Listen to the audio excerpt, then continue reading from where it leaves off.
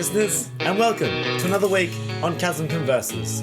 This week, I have Sam from Brisbane joining me, and he takes me through his once solo project, now turned band, and his new single, Whatever You Like, that you're hearing right now. So do add it to your playlists. He tells me about writing songs, the progression of the project, now band, being diagnosed with ADHD, and loving to perform on stage in front of his friends and new listeners. He's an innovative, energetic individual with a drive to bring out the best in himself and in others. There's talks of Mudvayne, punk bands, touring, opening up for the band Wax, and some stories about broken guitar strings. So join us and let's get conversing.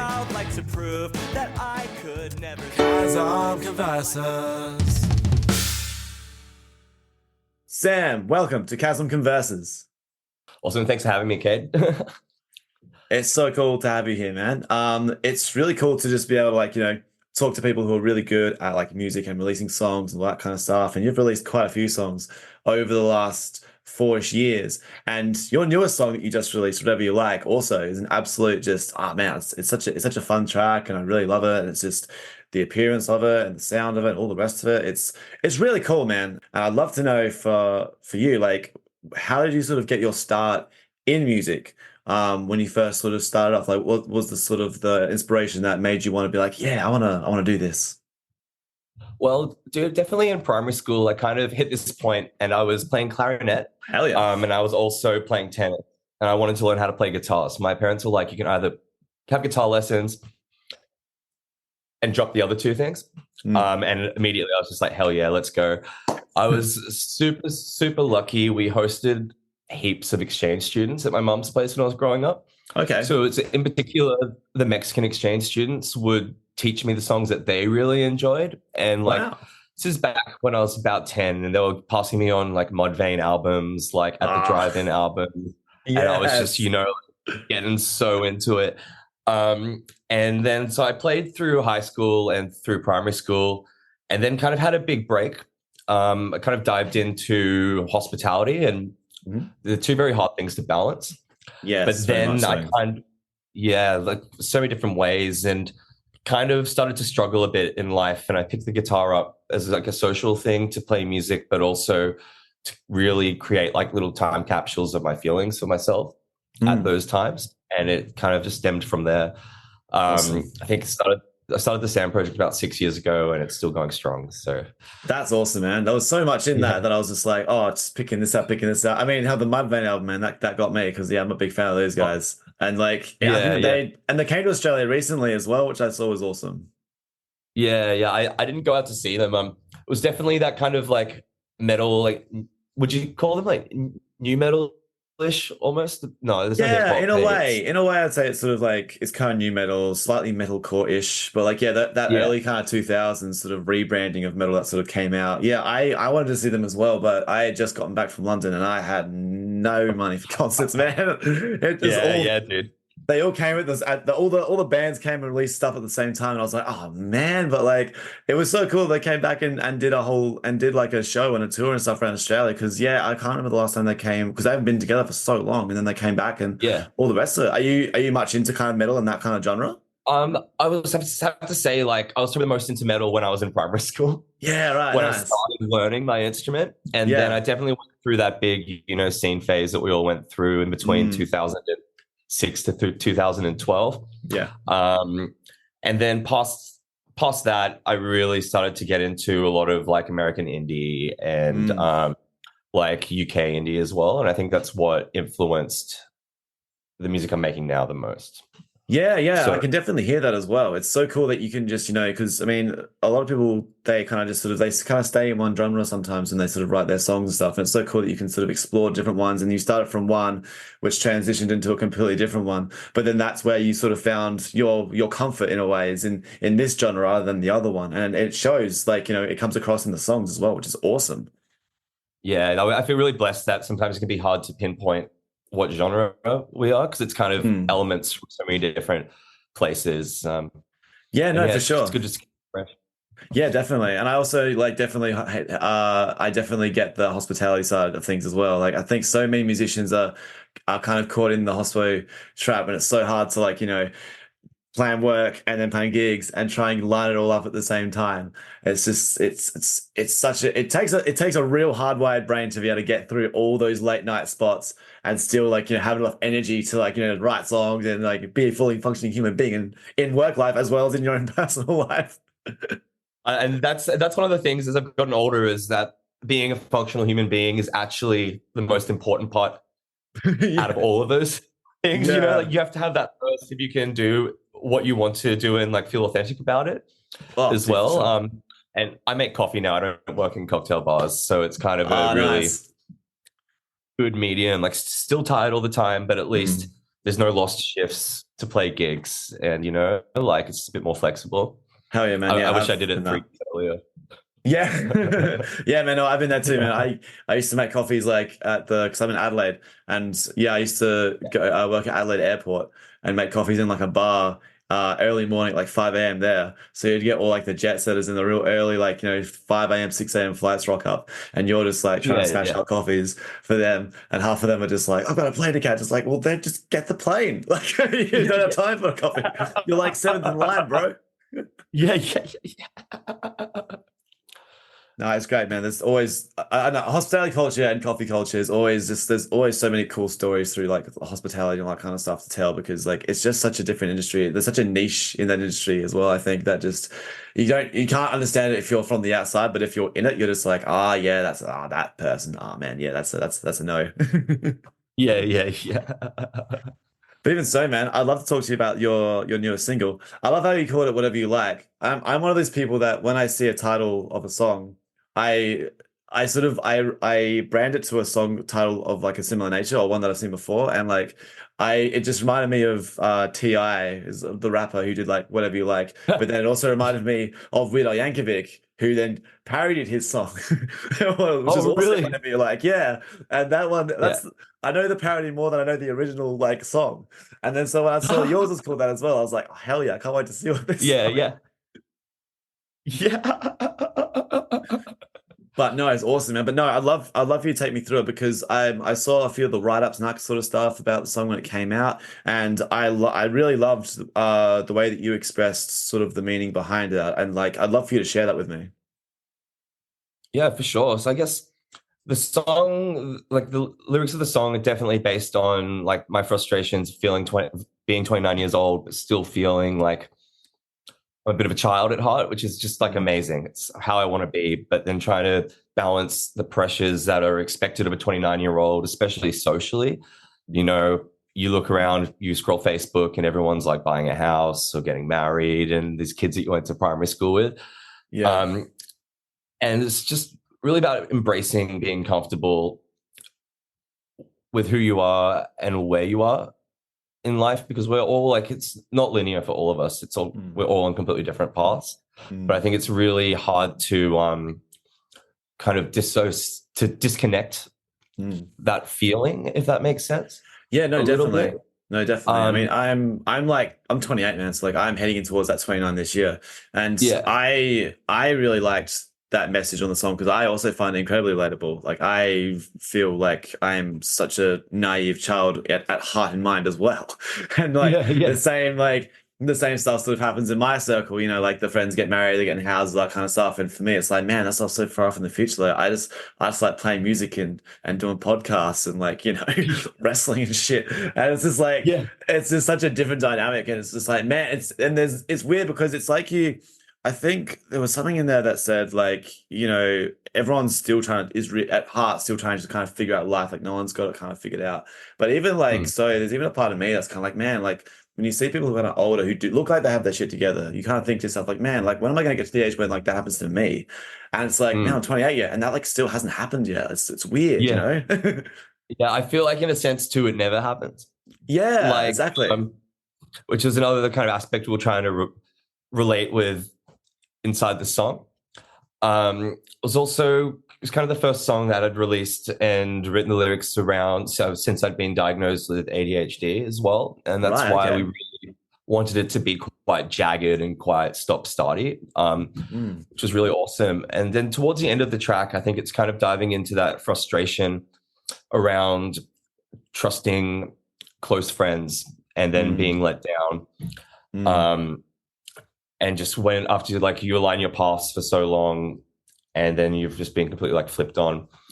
So it's kind of like a nice A and B from really like inner, this is how I'm feeling about myself, but then like the frustration about situations that are out of your control. Yeah, absolutely. And I love that it's brought across in such a kind of a nice, kind of joyous manner with the music that sort of accompanies it as well. Yeah. I mean, hell, it would have made an amazing metalcore song. Like, holy shit, Yeah. the angst that could just come out of that track. But I always Yeah. love because I used to be in like an indie band back in the day for like 9 years. I was a bass player. And Oh, I cool. was always so surprised. Like one of the first songs that my lead singer wrote was a song that was just like so just dark and whatever, but it was so cheerful. And I was like, I don't understand this. And then as we sort of progressed, I was like, actually, I really do kind of understand this. It's like a really nice way Yeah. of bringing out really negative feelings. And it's kind of like Yeah. everyone has those negative feelings, but to bring them out in such a positive manner, it's something I hadn't ever really thought about. But then over the years, I've really seen it. And especially like in this song, it's kind of like, yeah, you can feel those frustrations near the end of the song, but you're, as you say, you put them out in a more positive sort of light, and Yeah. easy listening way as well, which is, yeah, it's fantastic. A lot of people I think can relate to this. Definitely. And I think it's really nice to keep things a little bit tongue in cheek Mm. and just a bit light because like we have so much fun in the band. And this was one of the first tracks that um this kind of formation of us all went and recorded live together. So Cool. like Nice. the earlier stuff was all multi-tracked, just kind of by myself. But this Okay. one we definitely collaborated a lot more on the structure and the parts of the song. And it was just, yeah, so important for me. I mean, for that to be carried by the recorded Mm. end song as well. Yeah, man. And I mean, I can see that you guys obviously have a blast together because, like, yeah, the your music video is just so fun. Like, you're all in like suits and stuff, and like having fun with newspapers, jumping around. It's just like, yeah, it really feels like there's a fun vibe within your band. Is because your band you said was around. This project's been going for around about 5 or 6 years. You mentioned. This Yeah. is sort of like I guess a bit of a changed lineup from the start, and I guess like you guys like really comfortable in the spot that you are in at the moment. Like I have to say, like the project started off as a solo project. So it was just me and a Mm. guitar, and that's how I used to gig. Yeah. And I met all of my core friends through music, Yeah. Right. through this project almost. So it's kind Sick. of like Casey, my bass player, was the first one to jump on board, and then we had a drummer, and then he left, and then we added another member, and he's been on since then. And Mm. so I kind of feel like more instead of like changing lineups, it's more we've just gathered people along the way, or people Yeah.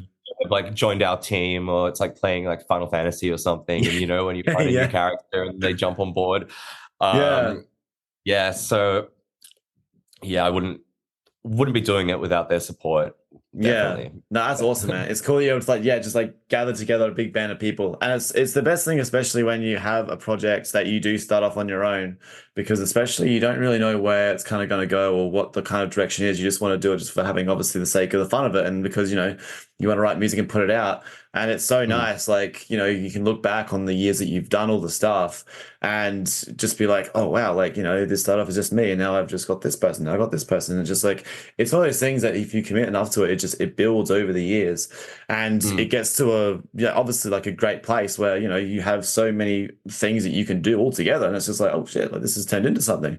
And Yeah, yeah. it's something that a lot of people, they're a little bit undecided about whether they want to start it and whatever, because they don't really know where it's going to go. But a lot of times when you do start something, sometimes it might not go anywhere, but sometimes it takes off and people want to be involved and they join in. And I think that, this is sort of what's happened with you guys. Yeah, for sure. For sure. And it definitely like reflecting back at that first year and second year, like we had absolutely no idea about anything to do with the music industry. So it was like definitely felt like a lot of grind and a lot of struggle at the start, but as the wheels have been moving, it's picked up a little bit more momentum, and I'm happy to see where the next year takes us.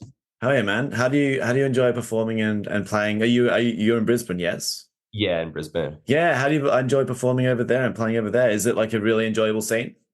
Yeah, it's a pretty tight knit scene, but we've been quite lucky to play some really awesome gigs in the last couple of years. Hell yeah.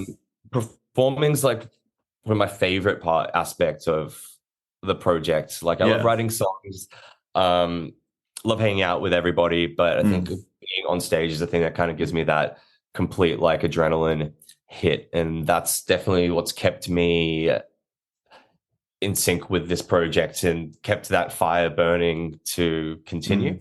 Yeah, no, That makes definitely. yeah. No, absolutely, and it's good because like sometimes people, it's weird when you're creative and you're like a performer. Sometimes people are more so performers than they are like creative songwriters or any of that sort of stuff. And Mm. it's so good that you can feel the comfort when you do go on stage. I mean, there's so many, especially musicians and stuff, who they have the jiggers before they go on stage. Sometimes they go on stage and they're still just absolutely paralyzed. And then there's some Yeah. of us that you go on stage and everything just sort of goes away, and you're like, oh, and you're just completely in the moment with everybody, and you just. It's almost like you sort of, in a weird way about saying it, you sort of like ascend to like this new level. You're like, oh shit, yeah, like this is fucking amazing. I feel great. It's awesome that you feel that Yeah. way when you go on stage, man. Yeah, dude, it's really, really blessed, man. And we've been so lucky the last 2 years um, to have had the opportunity to play in Sydney a couple of times, in Canberra Hell and yeah. Wollongong a few times too. And yeah, even Melbourne once or twice as well. So Sick. that's definitely our goal, is to keep on performing in Brisbane, but also just to spread it out a little bit more and make some Yeah. new connections in different cities.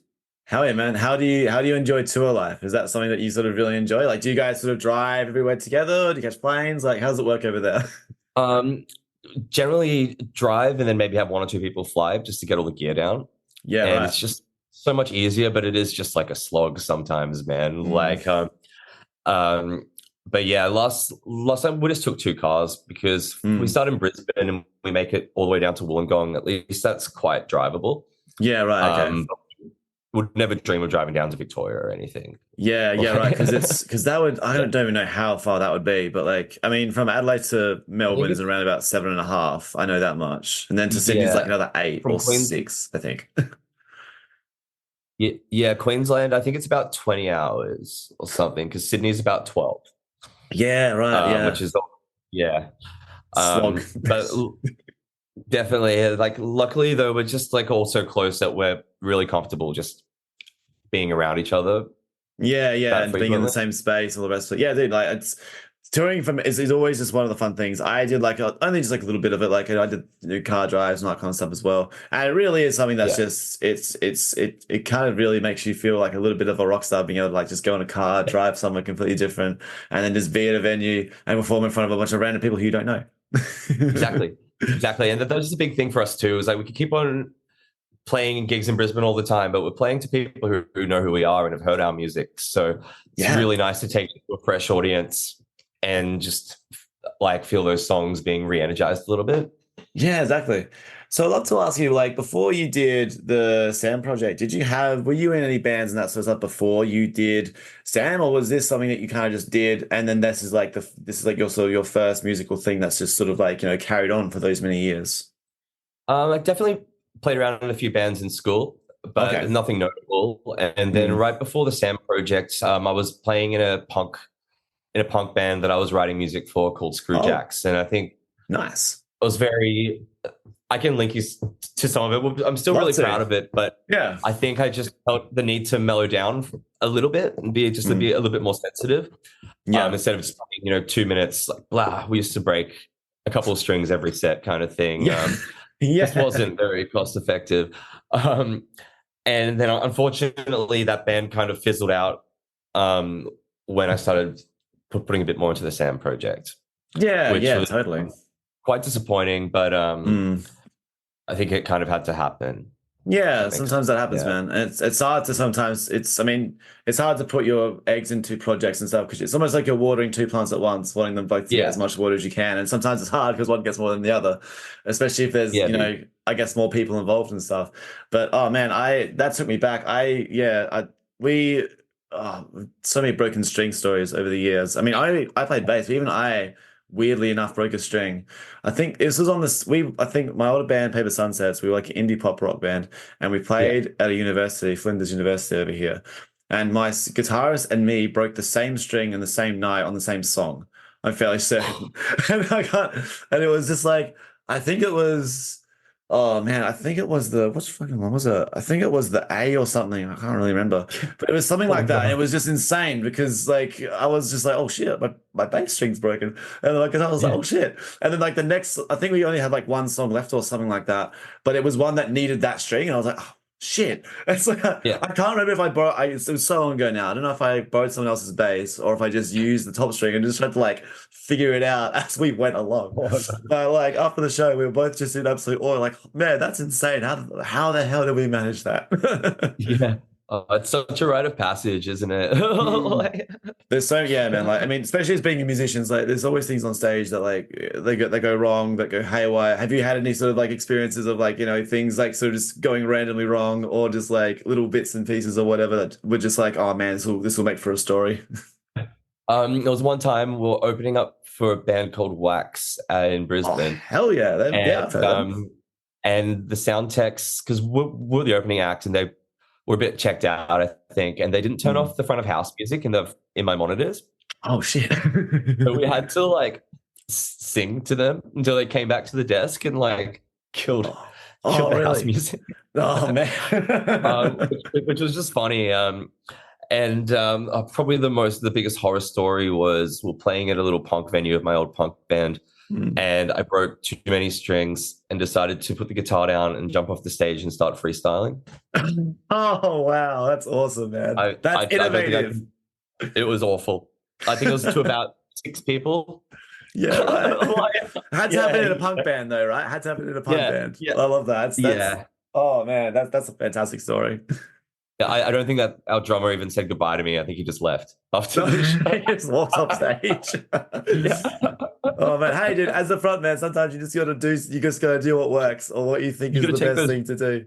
And it's Yeah, like, yeah, man, I give kudos to you for doing the best you could in that moment because that's a shit situation to break that many strings on a guitar. yeah. And Oh man. you've got to take those risks. Oh yeah, absolutely for certain. No doubt at all, man. I mean, even Yeah. so, like it's so good to be able to like, play the music and like, record stuff and write songs. Like, do you have a certain process for, I guess, writing songs? Like, is it something that kind of comes easily to you, or is it something that's a bit sort of takes a bit of time for you to sort of nail down each one? It used to come super, super easily when Mm. I think I had a lot more time on my hands. Yeah, right. Now it's definitely a lot harder to get into the element of things. I've got so many half-finished songs that Mm. they're usually the ones that will come through first. Yeah. Like you'll just have a spot, like, oh, that will work really well. I'll grab the chorus from that unfinished song and the verse from that one. Well, wow, that actually works. Why haven't I done that Yeah, yeah, yet right. before? No, that sounds like it. Yeah. Yeah, but definitely, like as I've been getting older, it's been a lot harder to find the time Yeah.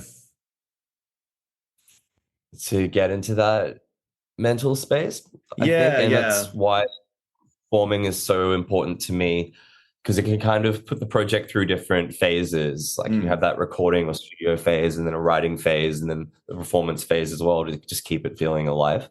Yeah, absolutely. I mean, as I said, life sometimes takes over, and it can be very difficult to like get on the right spot and have all the time to do different things. But even so, man, it's great that especially with this single, there's so much that's attached to it. You got like the such a good song, heaps of good press, music video as well. Your music videos look Mm. really crisp, by the way. Like they just look just I don't know. There's just something about them. Like that one, like that like whatever you like looks really good. And there was another one that I saw as well. Yeah, Stronger Now. That video, I was like, wow, Yeah. this video is crisp. And that's an amazing song as Oh, well. That would have been, yeah, that's a great one that you've written. Did you write that one, yeah? yeah, 100%. I write all of our music, and then we kind of just Incredible. alter it a bit with the band. Super, super lucky. My partner, her name's Phoebe Faye, and she's actually a music video director. So Oh, wow, she's okay. worked with me on all of my music videos. That's awesome, man. Yeah, so I have a lot of trust in her to come up with the concepts and stuff. And then because I'm not as visually minded as she Yeah, is. okay. So it's just really awesome to be able to play with each other's strengths, and just so lucky that she has put together so many videos for us to such a high standard. Yeah, incredibly, man. And it's good that you can, because I mean they can be quite pricey, music videos and that kind of stuff, and time consuming or whatever it is. But it is really cool to have a vision that you can put out with your songs, so people can see, like they can see a vision of what you've been writing in your head for as long as it's been, and you can sort of show that to them. And again, like especially when it comes to like when you're watching a new band or something like that. you can just be like, watch the video and it's like, oh, cool, the band's playing to me. I can see every member. Oh, this person, this person, this person. Yeah. And it's just like a very good visual sort of connection rather than just like, just hearing the song sort of pop up on the Spotify or I guess something like that instead. So, Yeah, for sure. but no, it's awesome, man. It's like it's awesome that you guys have that mindset and that mentality to want to do more and like write all that kind of stuff. And it's cool that you've done quite a few sort of like singles and that sort of stuff over the years as well. And like I've listened to quite a few of them before we had this chat as well. And like yeah, I feel like they almost just get better and better as they go along. Like it's almost like you've learned something from every single song that you've done, and it almost like improves a little bit every single time you do a new one. Yeah, yeah. I think a huge part of that is owed to the strength of my band at the moment. Yeah. And just wanting to, I feel like with the Fresh Sheet Feeling EP, I was really trying to dig deep into something softer, but while still retaining those dark, like lingering elements. Yeah. And as we've been performing more and more, the band, we sound rocky. Like we have a lot of gain on, and like we play a lot faster than recorded songs as well. And it just became a lot more important for, I guess, the recording process to grow with the band as well. And I think that big signal of a change is that, as I was saying before, like a Fresh Sheet Feeling EP was pretty much just myself and my bass player multi-tracking everything in a studio. Yeah. And then for Strong Now and later days, we did all the beds live, and then we continued that again with Whatever You Like, and just the group of us, I guess, like the formation of the lineup of us now, we've been playing for like 2 years together and gigging a lot. So I just really think that pushes us through the finish line. Hell yeah, man. Is there a reason why all the song tracks on that EP all start with F? I thought the alliteration looked really clean. Yeah. On the back. Yeah. That's so cool, man. Like Fresh Street Feeling, every single like Four Eyes, Faye, Fly, Fresh Street Feeling. Like that's, I was like, wow, no way. They all start with F. That's really cool. Like I don't think I've actually seen that in anyone else's releases that I've like talked to or interviewed. So I think they've all got different track names or whatever, but I don't think I've ever had one that's all started with the same letter of the alphabet. Yeah. Oh, dude, I'm glad you noticed that, man. I think because it got to like the third song, and I realized it was like we have to just do it for the last one too. Yeah, no, it's incredibly. It's a very creative way of doing it, man. Like honestly, and it sort of shapes it up differently as well, which is awesome. But no, that's cool, man. I love to. Do you play like any other instruments besides just playing the guitar and just singing as well? I play bass in some friends' bands when they need me to. Oh, nice. Yeah, which is real fun. It's just like, especially being a guitarist for such a long time. I know I'm talking to a bass player as well, man. It's just like such a nice challenge to sit. Well, it's lovely to sit back. Yeah, but true. Such a nice challenge to play less. Yeah. I definitely understand. Yeah, definitely.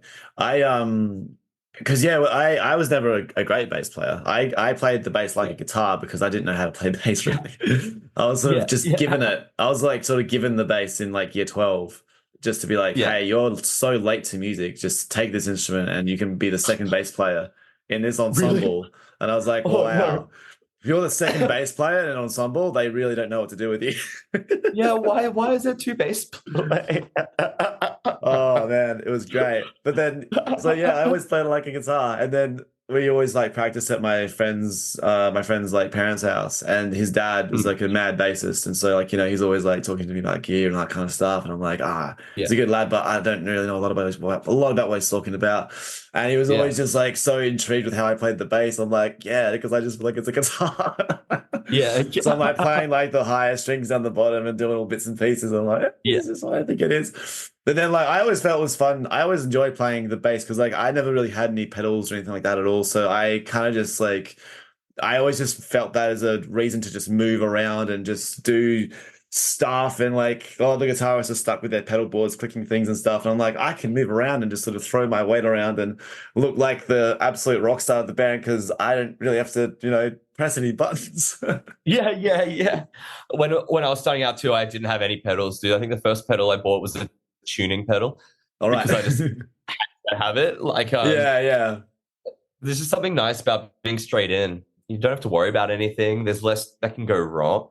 as Yeah, well. yeah. Especially if you're filling in, like, yeah, you just literally get to be like, oh, cool, what are we doing today? Like, oh, this one, this one, this one, this one. As long as you're up to like speed with all the songs and all the rest of it, it's like, yeah, sweet, awesome. No worries, let's get straight into it. Yeah. I'd love to ask, just as we finish off, because I mean, I personally haven't been to Brisbane before. But what's like your favorite venue to play over there? What's one that kind of really sticks out to you? Um, some favorite venues. We definitely perform at the Bright Side a lot, which I think that you'll be into because it's a bit more of like a they specialize more in like metal and punk gigs and stuff. Hell So yeah. it's like super grindy. Slick. The rise is only about 2 feet tall. 2 feet tall, so you're All literally right. standing right in front of everybody. Yeah, And we've there's got like yeah, we've got a venue like that. We've got a venue like that here too. So it's like, yeah, we've got a venue like that down here as well. And it's like, I mean, that's like it's like underground, so it's very hot, but oh, similar. cool. Oh, that's awesome, man. I just think it's because we've played there so often now. We just feel so at home there. Yeah. Like we feel like we can just walk in and just play. Hell And yeah. our last gig in Brisbane was there actually for a festival called Mountain Goat Valley Crawl, and Sick. we got that room pretty full, so we're pretty Oh man, pretty that's stoked. awesome. Yeah. Especially playing a festival, man. Like, were you on like a good time slot? Yeah, we were. So Sick, man. That's awesome. that's always what plays to your favor sometimes, isn't it? Yeah, yeah. We had my metal band had a show the other night, and it's only like three bands playing. But because we sort of organized the show, we're kind of like, oh, okay, I guess we'll play last because like it's, we don't want to like, because it's one of those things where because on a Thursday night the last band goes on at like sometimes 10:30, 11 o'clock at night, and it's like Thursday night, so it's kind of like you don't know if there's going to be like people still in the room, so it's kind of like if you put the show on, you don't want to stitch up a band that you're trying to ask to come on to play last because it's like you put the show on sort of thing. But it was great because we played a show at the Cranker on the Thursday just gone, and the room still had plenty of people in it, and I was like, oh wow, I was so surprised. It was a great surprise, but we were very happy. Dude, it's such a hard bet on like student nights and on Sunday nights. It's like it's either it's going to be packed full or it's going to be like 5 people. Yeah, Like, exactly. And you really can't guess. And you don't know how many people are going to stick around or if they're just there to see one band and go. So it's always a bit of a lucky dip, I suppose. But yeah, we were stoked that people kind of just like stayed. Even when I was on stage, I sort of like walked up and I looked up like, oh shit, people are still here. Cool. Let's crack into it. Last question before I let you go. Because I know you told me before you've toured and traveled around, and I was going to ask this before and I just completely forgot. Do you have like a favorite show that you've played when you've been on the road with your band to like a new audience? If you play in front of new people, it was in Canberra, out of all places. Oh, nice. So we made friends with a band. We played with them down in Wollongong on the same bill, and then we hosted them back up here, and we've become quite good friends. And so we played at the University of Canberra. And this band, their name's Smart Casual, and the four of them is like some of the most social people you'll ever meet in your life, and they're spread through like Sydney, Canberra, and Wollongong. Yeah, okay. So we did not expect it much at all, and our venue actually cancelled on us the day before, and so they had to scramble to find a new venue, which was just an upgrade. And as soon as we walked in the door, like universities, dude, they have pretty expensive setups when they want. And it was just everything from the sound, the texts were absolutely lovely, and the crowd was super receptive. And it was just kind of wild to play to 100 people in Canberra. Yeah, wow. I guess especially if you weren't expecting to play with that many people either, like that would have been such an awesome surprise. Yeah, it was. It was so cool. Oh man, that's awesome, man. It's always so fun when you can just have a really good show and have all that sort of stuff come at you. Like it's awesome, man. Well, Sam, this has been such an awesome conversation. I really appreciate you taking the time to join me today and to chat with me. To all of my listeners, please do listen to his new track, Whatever You Like. It's an absolute banger. Watch the music video as well to see some fun with guys. And so it was about like, what was the idea behind that? It was like the Japanese street guys. That's something like that, wasn't it? Yeah, it was like a Japanese salaryman vibes. It was meant to be like the first scene is us at the bar after work. It kind of progresses through a night out. Exactly. And we shot a lot of it pretty guerrilla style as well. So it was like standing on a Friday night outside a kebab shop trying to get close ups and stuff. So Oh, I think we really captured the grime. Yeah, no, you captured it very, very well, and I will never say no to a kebab. So that's like that's Yeah. a thing right there. But either way, check out Sam's work, all of his songs, and obviously all that kind of stuff. Thank you so much for joining, man. I wish you all the best in the rest of your musical ventures, and I'm sure one day I'll pass across. Yeah, sounds good, dude. Let me know if you're ever up in Brisbane, and thank you so much for having me on the show. It's been a great chat. Absolutely, man. I shall do.